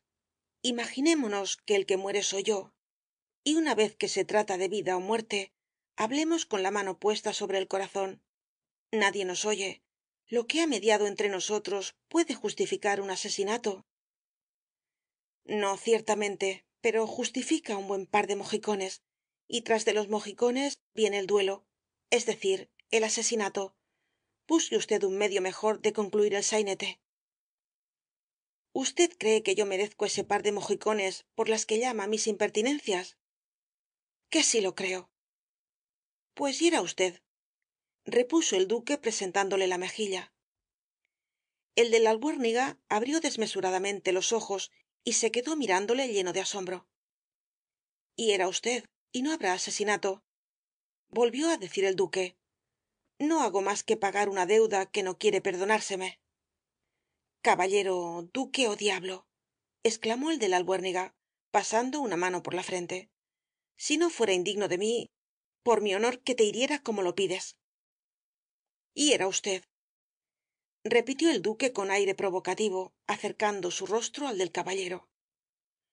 Una nube cubrió entonces los ojos del de la albuérniga, y el color azul de las botas, aún más provocativas que su dueño, el corvo pico del aguilucho y el cascabel de la varita negra armaron tal tempestad en su bilis que ciego y airado levantó el brazo y ¡zas! Su mano estalló fuertemente 2 veces sobre el rostro del duque, que quedó más blanco de lo que era. Es lógico, dijo éste entonces sin alterarse y guardando la pistola. Allá lejos de Europa, y en donde las gentes se llaman salvajes, he aprendido á pagar así las ofensas cometidas con premeditación, y no puede negarse que es una costumbre moralizadora. Y ahora, señor mío, queda usted obligado á admitir mi amistad y á soportar mi presencia en el hermoso salón de su palacio, en donde estos bofetones me dan derecho á entrar como si fuese mío.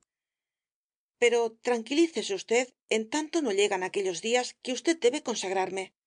Respetaré sus horas de reposo y me verá pasar á su lado silencioso como una sombra, si bien usted soñará y oirá hablar día y noche del caballero de las botas azules.